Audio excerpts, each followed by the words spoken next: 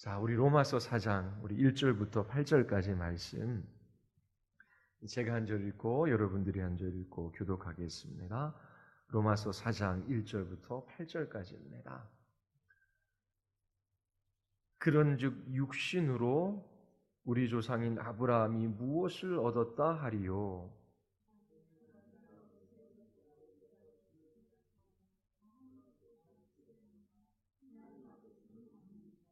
성경이 무엇을 말하느냐? 아브라함이 하나님을 믿음에 그것이 그에게 의로 여겨진 바 되었느니라.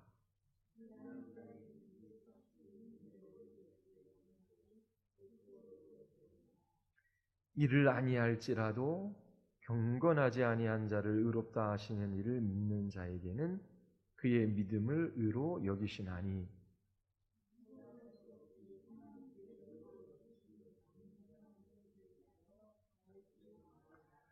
불법이 사함을 받고 죄가 가리우짐을 받는 사람들은 복이 있고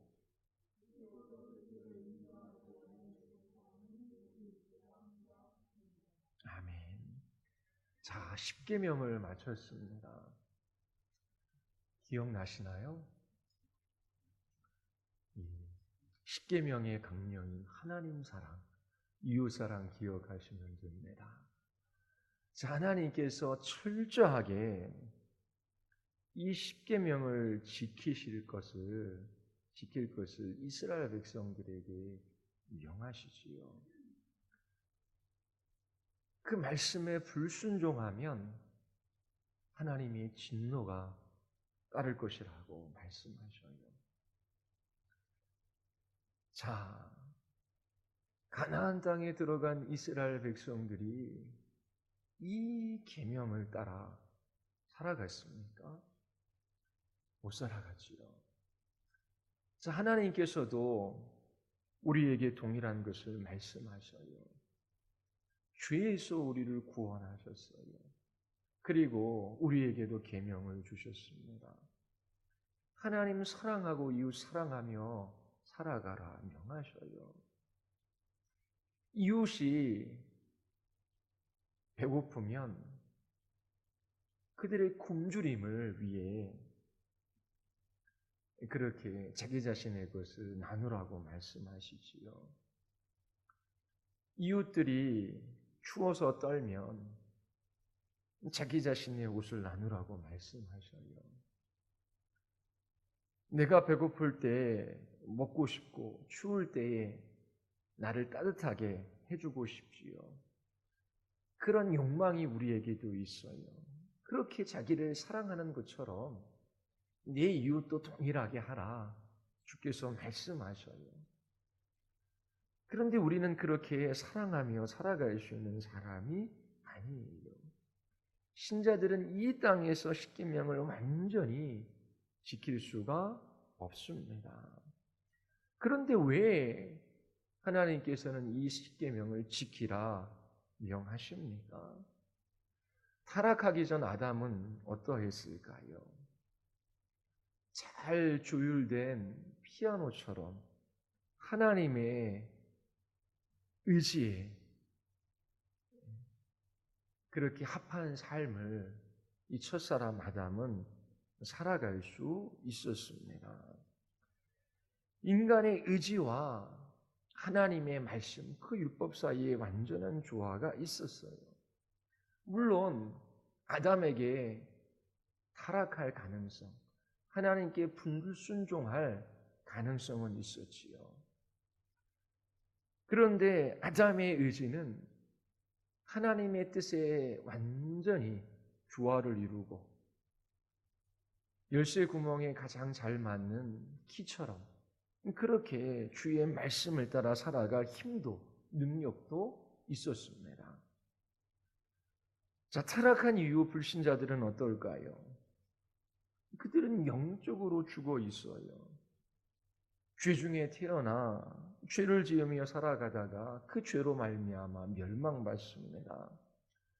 그들은 하나님의 말씀에 순종할 의지도 없고 또 그렇게 할 능력도 없습니다. 자, 구원받은 신자인 여러분들은 어떻습니까? 전도서 7장 20절에 보면 선을 행하고 전혀 죄를 범하지 아니하는 의인은 세상에 없다라고 말합니다. 전혀 죄를 범하지 아니하는 의인은 없대요. 의로운 사람의 가장 선한 행동일지라도 하나님의 의로우심, 하나님의 공의에 비추어 보면 가증스럽고 아무것도 아니라고 말하는 거예요. 사도 바울은 로마서에서 자기 자신이 어떠한 존재인지 자기에 대한 이해를 가지고 있어요. 우리 로마서 7장 19절 한번 볼까요? 내가 원하는 바 선은 행하지 아니하고 도리어 원하지 아니하는 바 악을 행하는도다. 만일 내가 원하지 아니하는 그것을 하면 이를 행하는 자는 내가 아니요 내 속에 거하는 죄니라. 그러므로 내가 한 법을 깨달았나니 곧 선을 행하기 원하는 나에게 악이 함께 있는 것이로다. 자, 우리 22절부터 24절까지 다 같이 시작. 내 속으로는 하나님의 법을 즐거워하되 네 지체 속에 한 다른 법이 있어 네 지체 속에 있는 죄의 법으로 나를 사로잡는 것을 보는도다. 오라 나는 곤고한 사람이로다. 이 사망의 몸에서 누가 내를 건져내랴. 사도 바울은 율법으로 구원받는 것이 아니다. 율법이 한번 소용이 없는 것처럼 그렇게 이야기해요. 그래서 유대인들은 반발합니다. 하나님께서 주신 이 율법은 아무런 소용이 없다는 말인가? 그런데 7장에서 사도 바울은 율법이 선하고 아름답고 의로운 것이라고 말해요. 문제는 율법이 아니라 뭐가 문제예요? 신자들 안에 있는, 우리들 안에 있는 죄가 문제라고 이야기를 해요. 마음으로는 하나님의 법을 즐거워합니다. 거듭난 신자의 특징이에요. 우리는 하나님의 계명을 완전히 지킬 수는 없지만 하나님의 법을 즐거워해요.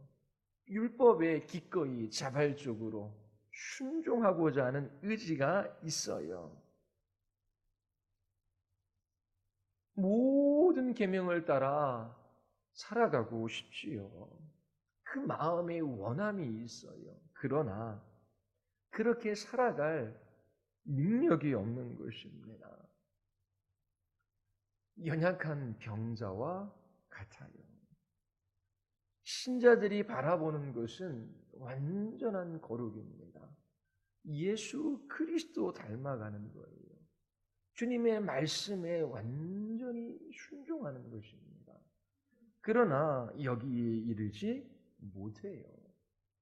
그러면 이르지도 못하는데 그 계명에 완전히 순종하지도 못하는데 왜 이 십계명에 순종하라고 그렇게 강력하게 이스라엘 백성들에게도 말씀하시고 왜 우리에게도 말씀하시는 것일까요? 우리는 부패하고 무능한 사람들이에요.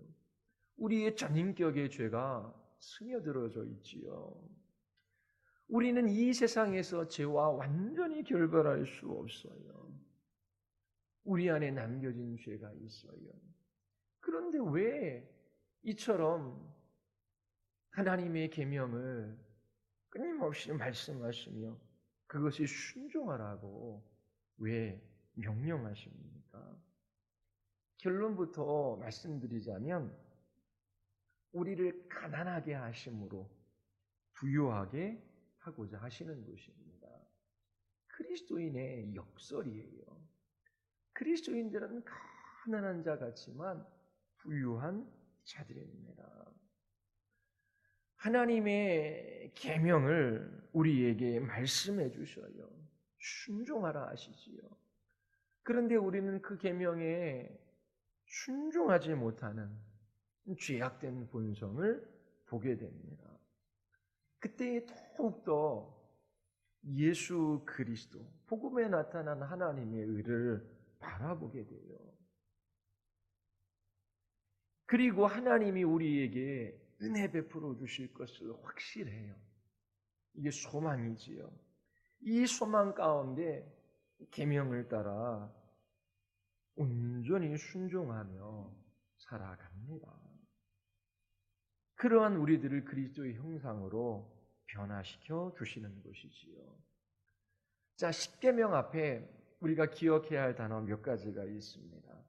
그래서 하나님의 계명, 명령이 있어요. 왜 지킬 수도 없는 명령에 순종하라 말씀하시는 것일까요? 그것은 우리의 죄악된 본성을 드러내시기 위함입니다. 우리는 정말 아무것도 아니구나. 우리는 정말 무능하고 부패한 인생이구나. 그거를 깨닫게 하심으로 우리를 가난하게 하시기 위함입니다.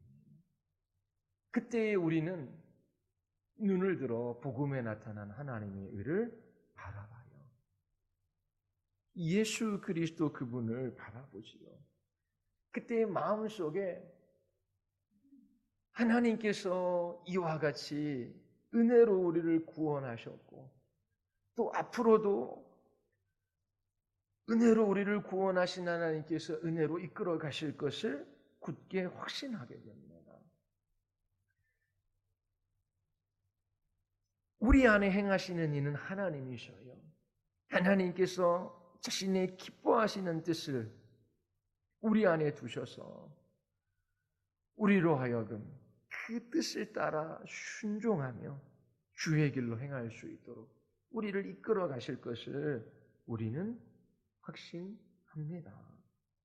그래서 실패의 자리에서 또 일어나 주의 은혜 베풀어 주심에 기대어 그렇게 걸어갈 수밖에 없고 또 걸어가야만 하고 또 가장 복된 그 길로 한 걸음 한 걸음 내딛습니다. 이러한 믿음의 순종을 사용하셔서 우리를 그리스도 닮아가게 하시는 것이지요. 계명이 있어요. 계명은 우리의 죄된 본성을 보게 해요. 우리로 하여금 예수 그리스도를 바라보게 하십니다. 그때 하나님께서 우리에게 장래에도 은혜 베풀어 주실 것을 확신하며 힘을 얻어 그 계명에 순종하는 이 길을 걸어가게 하셔요. 그 믿음의 순종의 그 길을 통해 우리를 점점 더 그리스도의 형상으로 변화시켜 주시는 것입니다. 신명기 매일 성경 우리가 보고 있지요. 하나님께서 모세를 통하여 출애굽한 2세대들에게 말씀하셔요. 하나님 사랑하라. 하나님 말씀 의지하며 그 계명을 따라 살아가라라고 하는 것이지요. 지키지 아니하면 하나님께서 진노하셔서 그들을 심판하시겠다라고 말씀하십니다. 지키지 못할 것을 왜 지키라 명하십니까? 자, 하나님께서 단지 그들에게 계명만 주신 것이 아니라 하나님께서 이스라엘 자손들에게 하나님이 어떤 하나님이신지를 계시해 주셨어요.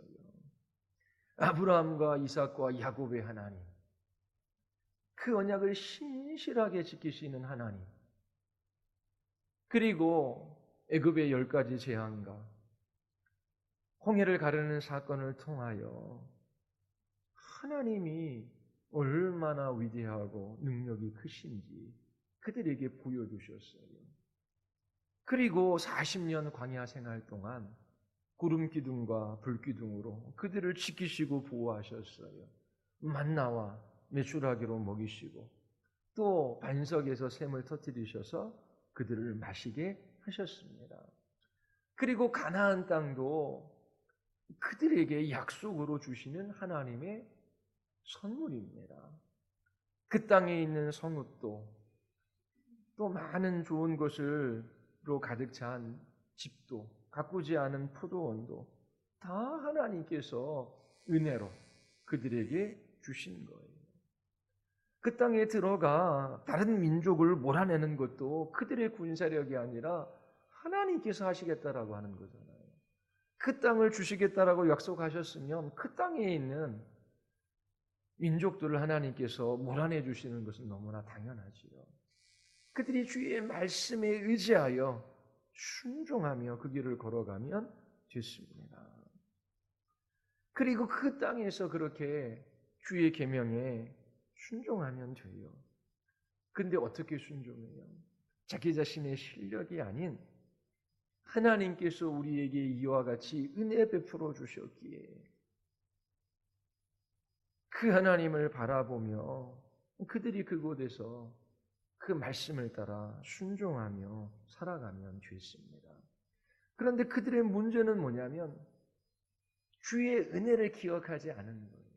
그 말씀 앞에 서서 하나님, 저희들은 실패할 수밖에 없는 사람입니다. 주께서 종되었던 우리를 구원해내시고 광야에서 우리를 지켜주셨죠. 이곳에서도 하나님, 저 가나안 족속들의 우상을 섬기는 것이 아니라 하나님만 섬길 수 있도록 하나님 우리를 도와주시고 우리를 이끌어 가주시옵소서. 우리를 출애굽시키신 하나님, 우리를 광야길에 인도해 주신 하나님, 그 하나님께서 이 가나안 땅에서도 주의 말씀을 따라 주의 백성으로 살아갈 수 있도록 주님께서 우리를 이끌어 가실 것을 믿습니다. 그러면서 그들의 구원의 하나님을 바라보며 그 하나님을 기억하며 그 말씀 앞에 서면 됐는데 그들이 말씀을 떠나가는 거예요. 실패하는 것이 문제가 아닙니다. 실패를 통해 자신들이 어떠한 사람인지 깨달아 알면 돼요.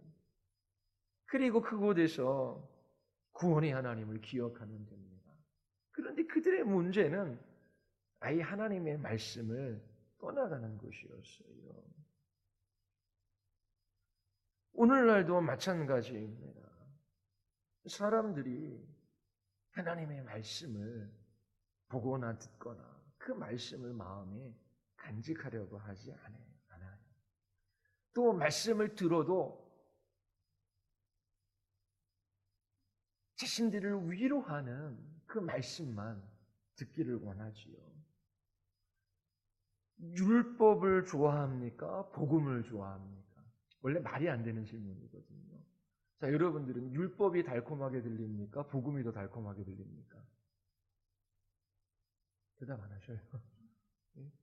복음이 더 달콤하지요. 자, 하나님의 의, 이게 달콤합니까? 하나님의 사랑, 이게 달콤합니까? 하나님의 사랑, 이게 훨씬 더 달콤하게 들려요. 하나님의 심판과 진노, 그게 달콤합니까? 하나님의 구원, 이게 달콤합니까? 우리의 귀에는 하나님의 복음, 하나님의 사랑, 하나님의 구원, 이게 하나님의 율법, 하나님의 의, 하나님의 거룩, 하나님의 진노와 심판, 이런 것보다 훨씬 더 좋게 들리는 듯해요. 그래서 복음을 전할 때도 하나님께서 당신을 사랑하십니다, 그렇게 전하는 것이지요. 사람들은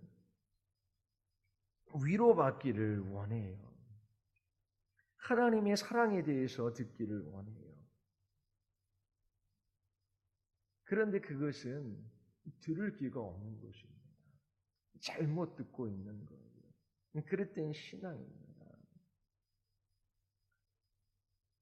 분명히 율법에는 복음의 요소들이 있고 복음에는 율법의 요소들이 있어요. 하나님의 말씀은 양날의 검과 같습니다. 자, 예수님께서 오셔서 천국 복음을 선포하셔요. 그런데 회개하라라고 말씀하시지요. 자, 복음의 내용이 뭐예요? 하나님의 진노 가운데 있는 죄인들이 이제 구원받을 수 있다라고 하는 것입니다. 그 복음이잖아요, 그렇죠? 그런데 그 복음을 받아들이는 사람들은 먼저 자기 자신이 하나님의 진노 가운데 있는 죄인이라고 하는 사실을 깨닫지 못하면 이 복음이 복음으로 들리지가 않는 거예요. 그러면 이 복음을 선포할 때에 예수 그리스도는 구원자이십니다. 복음이죠. 예수 그리스도 외에 다른 구원의 길이 없어요. 자, 그러면 이 예수 그리스도가 아니면 당신은 심판 가운데 있고 멸망받을 수밖에 없습니다. 이게 들어가 있는 거잖아요. 예수님께서 자기 자신을 의사라 말씀하셔요. 병든 자들을 위하여 오신 의사라고 말씀하셔요. 자, 예수님이 우리를 고쳐주신다라고 하는 것은 좋은 소식이지요. 그런데 그것이 좋은 소식이려면 자기 자신이 병든 자라고 하는 그 사실을 깨달아야 되는 거예요. 사람들에게 찾아가 당신은 병든 자입니다. 당신은 죄인입니다. 당신은 하나님의 진노와 심판 가운데 있습니다. 그걸 좋아합니다. 그래서 세리나 창녀들, 그 시대의 죄인들은 자기가 죄인인 것을 알았어요. 자기 자신이 병든 자인 것을 알았어요. 그래서 예수 그리스도를 환영합니다. 그런데 바리새인들은 예수님께서 복음을 전하시는데 지금은 심판의 때가 아니래요. 은혜의 때래요. 구원받을 만한 때래요. 그럼에도 불구하고 그들은 예수님을 대적하고 거부합니다. 왜냐하면 이 예수 그리스도께서 전하시는 이 복음을 그들이 받아들이면 자기 자신이 죄인이고 병든 자라고 하는 그 사실을 고백해야 되거든요. 그런데 바리새인과 서기관들은 왜 우리가 병든 자이냐? 왜 우리가 죄인이냐? 그렇게 따지는 것이지요. 이처럼 하나님의 복음이 바르게 선포되어지면, 하나님의 말씀이 바르게 증거되어지면 그 복음을 기뻐하는 사람도 있지만 그 복음을 대적하고 꺼려하는 사람들도 나타나게 되어져 있어요. 그래서 하나님의 복음이 바르게 선포되었다라고 하는 그 증거가 모든 사람이 다 받아들이는 것이 아니라 그 복음을 향하여 대적하는 사람들이 나타나는 것입니다. 하나님의 진노와 심판에 관한 메시지가 우리의 마음을 불안해하고 두려워하게 하는 것이 목적이 아니잖아요. 이러한 진노와 심판 가운데 놓여져 있는 죄인들에게 하나님께서 값없이 은혜로 예수 그리스도 그 아들을 주신다라고 하는 거잖아요. 그래서 하나님의 진노와 심판을 설교해도 거기에는 복음의 요소가 들어가 있는 거예요. 그리스도에게 피하라. 그리고 예수님이 죄인들을 사랑하셔서 자기 자신을 십자가에 내어주셨대요. 이 사랑이 너무나 놀랍지요.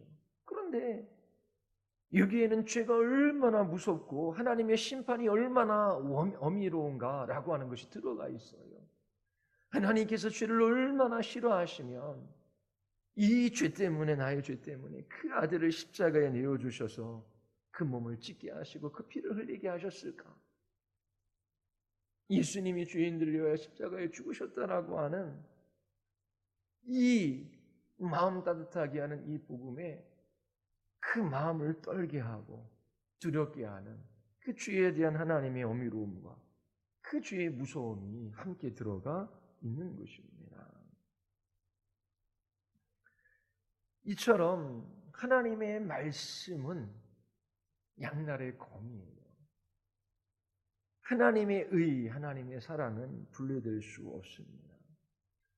하나님 사랑하는 것과 그 계명을 따라 살아가는 것, 이것도 나뉘어질 수 있는 것이 아니지요.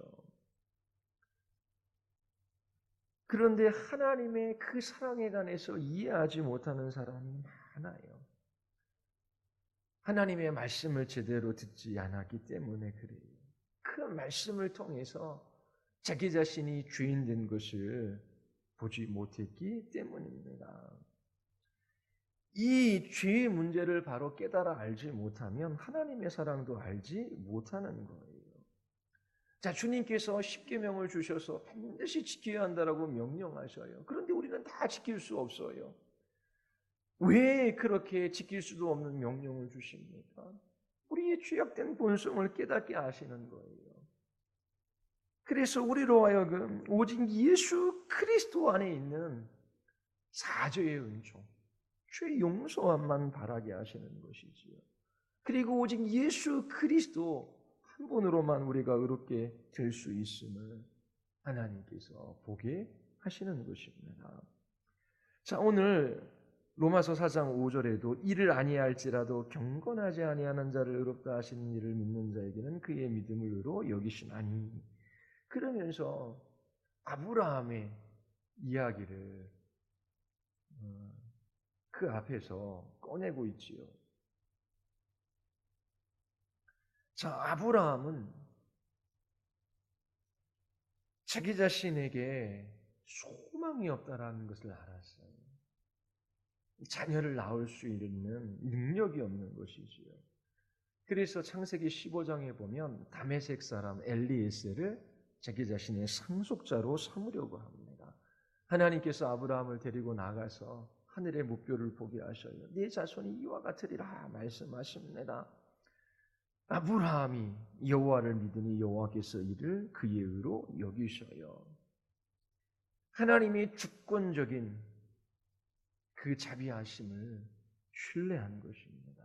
하나님 맞습니다. 저에게는 소망이 없어요. 하나님, 저에게는 능력이 없어요. 하나님, 저는 불경건한 죄인에 불과합니다. 그런데 하나님, 이와 같이 불경건한 자들에게 의를 베풀어 주시는, 은혜를 베풀어 주신 하나님을 제가 믿습니다. 아브라함은 자신을 신뢰하거나 자신을 바라보지 않았어요. 일을 하지 아니할지라도 경건치 않은 자를 의롭다 하시는 하나님의 약속을 신뢰한 것이죠. 그러면서 다윗 이야기가 나와요. 4장 7절에 보면 불법이 사함을 받고 죄가 가리워짐을 받은 사람은 복이 있고. 자, 다윗은 가늠했습니다. 그리고 계략을 꾸며서 자신의 군대 장관인 우리아를 죽게 만들었어요. 한 나라의 왕이지만 또 하나님의 은총을 많이 받은 사람이지만 그 역시 죄로 물들어져 있어요. 자, 이처럼 간음하고 사람을 죽게 한 이 죄를 어떻게 갚을 수 있을까요? 하나님의 진노와 심판 가운데 멸망받을 수밖에 없는 사람입니다. 그런데 다윗은 이런 것이 없이 하나님께 의로 여김을 받는 복을 발견해요. 하나님, 저는 순종하지 못했어요.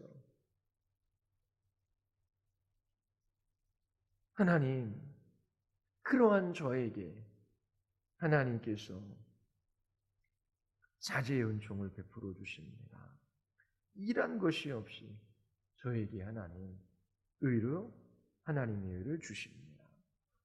다윗은 죄를 짓지 않는 사람, 순종하는 사람들이 복이 있다라고 말하지 않아요. 다윗은 자기 자신이 죄인인 것을 알았어요. 죄책감에도 시달렸어요. 그런데 하나님께서 그 죄를 사해 주시고 가리워 주신다라는 것을 안 것입니다. 내가 간음하고 내가 살인했지만 하나님께서 이 끔찍한 죄에 대하여 나를 형벌하시고 영원한 지옥불에 던져놓으시는 것이 아니라 하나님께서 나에게 죄를 용서해 주신다는 것을 알았어요. 내 죄가 크지만 이 죄 때문에 하나님께서 나를 버리시지 않는다는 것을 알았지요. 그래서 다윗은 실패했음에도 불구하고 불순종했음에도 불구하고 다시 일어날 수 있었던 것입니다. 이게 단지 우리 안에 바세바의 사건이 아니라 평생에 이러한 삶을 살아간 거예요. 이 로마서 4장에서 우리는 의롭다 하시는 것 두 가지를 발견해요. 칭의의 두 가지 측면이죠. 일한 것이 없이. 자, 일하는 건 과정이 필요해요. 그렇죠? 그런데 일한 것이 없다라고 하는 건 어느 한순간 하나님께서 우리를 의롭다 여겨주셔요. 아브라함의 경우 그랬잖아요. 그리고 일한 것이 없이 하나님께서 그 죄를 인정하지 아니하셔요. 다윗의 경우 하나님께서 그랬어요. 그래서 하나님께서 이 바울을 통하여 유대인들에게 자 너희들이 그토록 신뢰하는 아브라함을 바라보라, 다윗을 바라봐라. 그들이 순종함으로 이 율법을 지킴으로 믿음의 조상이 된 것이 아니다. 다윗이 순종함으로 자제 연총을 받은 것이 아니다. 그들이 일하지 않았음에도 불구하고 순종하지 않았음에도 불구하고 그렇게 경건하지 않은 죄인들을 의롭다 하시는 그 하나님의 복을 받은 사람들이다. 이거를 말씀하시는 거예요. 순종한 것이 없어요. 그런데 하나님께서 그 죄를 용서해 주시고 또 의롭다 여겨 주셔요. 그 이유가 무엇입니까? 예수 그리스도 그분의 순종 때문입니다. 십자가에서 죽기까지 순종하신 예수님 때문이에요. 자, 그러면 다시금 돌아와서 왜 지키지도 못하는 이 계명을 주셔서 지키라고 말씀하셔요? 부지런히 십계명을 공부하고 그것을 우리의 삶 속에 적용하며 순종해야 돼요.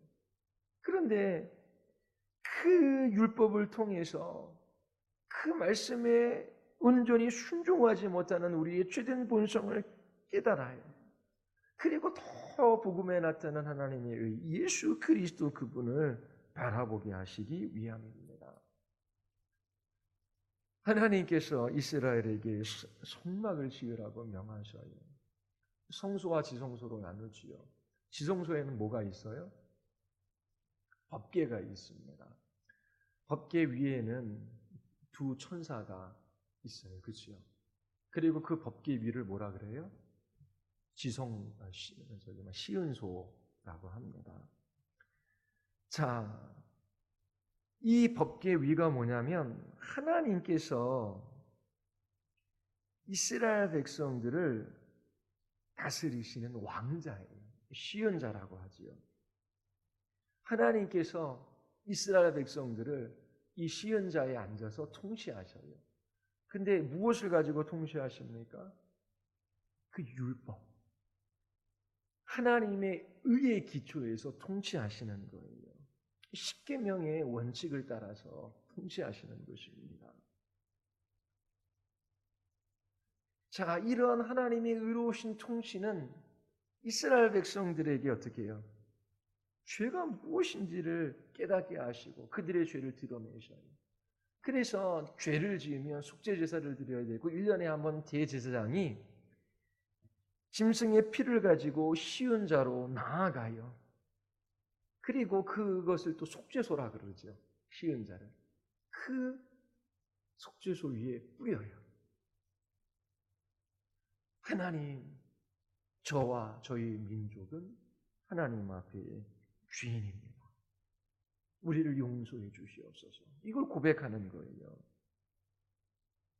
하나님이 이스라엘 백성들에게 의를 요구하셔요. 의로 통치하셔요. 이스라엘 백성들은 하나님의 의에 이르지 못해요. 그들은 속죄소에 피를 뿌립니다. 이 속죄소에 뿌려진 이 피로 하나님의 의가 덮이는 것입니다. 하나님께서 그 피를 받으시고 이스라엘 백성들을 용서해 주셔요. 이것은 예수 그리스도 그분의 은혜로 하나님의 율법의 요구들이 다 이루어지는 것을 미리 보여주시는 사건이시죠. 자, 그래서 신의 산에서 주신 그 율법은 뭘 가리켜요? 예수 그리스도를 가리킵니다. 십자가에서 율법을 완성하신 이 예수님을 가리켜요. 그리고 예수님은 또 무엇을 가리킬까요? 마지막 날을 가리키십니다. 자, 우리가 예수 그리스도의 피를 의지하여 이제 하나님 앞에 설 수 있게 되었어요. 그런데 지금이 끝이 아니에요. 주님 다시 오시는 그 마지막 날이 있어요. 하나님께서는 우리에게 하나님의 백성의 삶을 요구하셔요. 우리가 어떻게 살아갑니까? 은혜로. 성령 하나님께서 우리를 인도해 가심으로 우리가 이 율법을 지키며 순종하며 그 길을 걸어가는 것입니다. 그런 과정을 통해서 우리를 그리스도의 형상으로 변화시켜 주시는 거예요. 그리고 마지막 날 성령께서 우리의 이 몸까지도 새롭게 하시는 것이지요. 그래서 새하늘과 새 땅에서 하나님의 계명을 온전히 완전히 지키며 그 하나님 사랑하며 그렇게 하나님 앞에 기쁨의 예배를 드리게 되는 것입니다. 이 세상에서 신자들은 하나님의 계명에 온전히 순종하지 못해요. 그 계명은 우리의 죄인됨을 드러내요. 그리고 우리로 하여금 자기 자신을 신뢰하거나 자기에게 소망을 두지 않고 그리스도 안에 있는 죄 용서와 그 일을 바라보게 합니다. 그리고 거기에서 끝나는 것이 아니라 그리스도는 다시 오실 그날을 우리에게 약속해 주셨어요. 우리에게 그 아들을 내어주신 하나님께서 우리에게 은혜 주셔서 그 마지막 날을 향하여 이 길을 걸어가게 하시는 거예요. 그런데 구원받은 하나님의 백성들로 주의 말씀에 순종해야 되지요. 근데 우리 힘으로 할 수 없어요. 주께서 은혜 베풀어 주심으로, 다른 말로 하면 성령 하나님을 의지함으로 끝까지 이 길들을 걸어가는 것입니다. 그 과정 속에서 우리의 심령을 변화시켜 주시고 우리를 그리스도의 형상으로 빚어 가시는 거예요. 자, 하나님의 말씀을 알면 알수록, 하나님의 율법을 알면 알수록 어떻게 될까요? 더 우리가 가난해져요. 더 우리가 죄인 된 것을 뼈저리게 경험해요.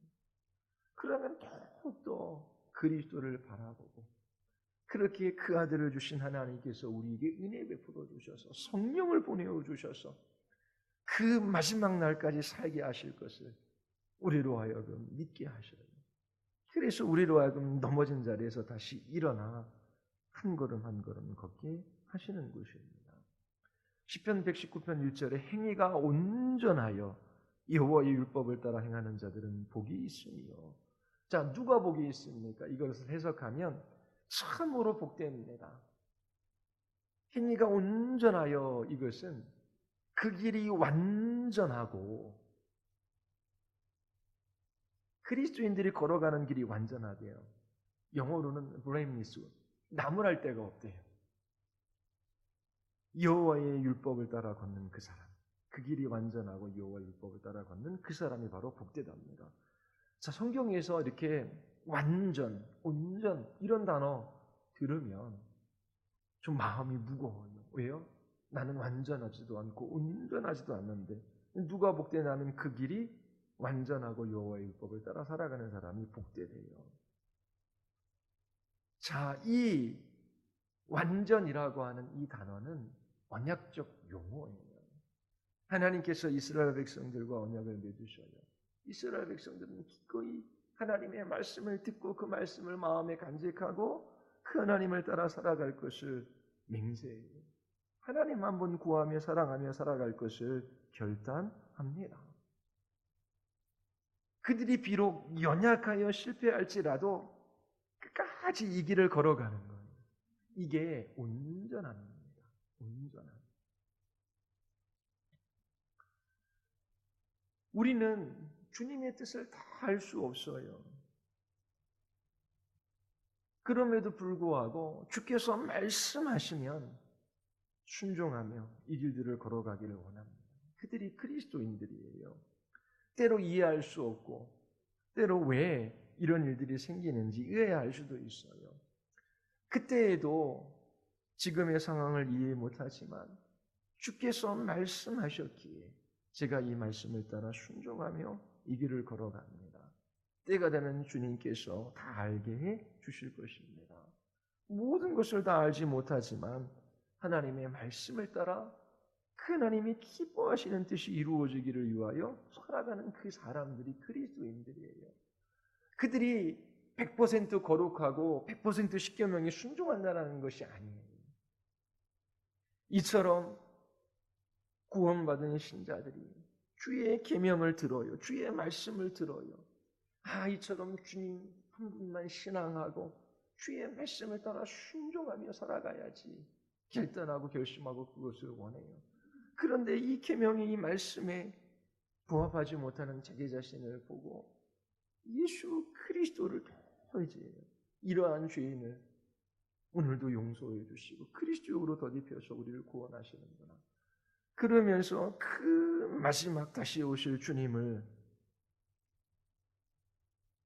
기대하며 사모하며 주님이 그 기간 동안 우리를 은혜로 이끌어 가실 것을, 성령께서 이끌어 가실 것을 확신하며 다시금 그 넘어진 자리에서 일어나 또 한 걸음 내딛는 아브라함도 그렇게 살았고 다윗도 그렇게 살았고 바울도 그렇게 살았고 베드로도 그렇게 살았어요.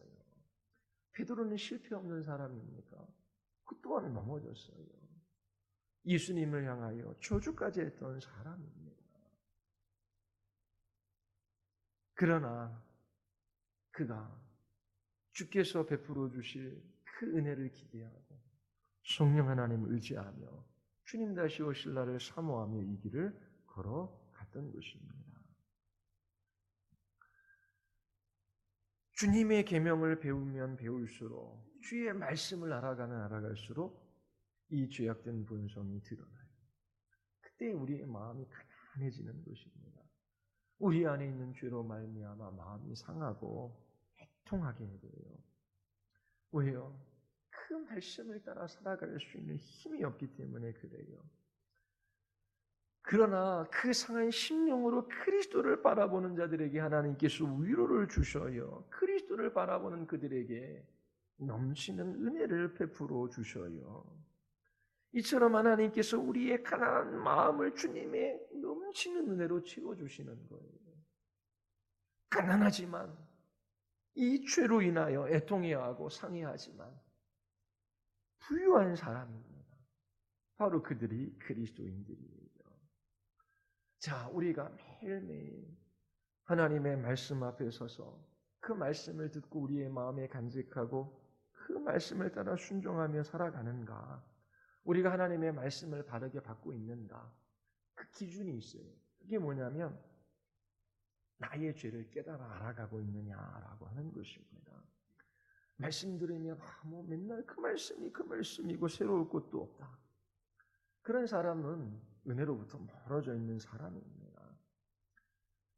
주의 말씀으로 주께서 우리의 죄들을 드러내시고 그리고 그 죄 가운데 마음이 가난해져서 자신을 신뢰하거나 의지하거나 그 땅에는 그 어떤 것도 소망을 두지 아니하고 그리스도를 바라보는 자 그들에게 위로를 주시고 하나님께서 은혜의 충만함을 허락해 주셔서 그리스도인의 길, 그 길들을 한 걸음 한 걸음 걸어가게 하십니다.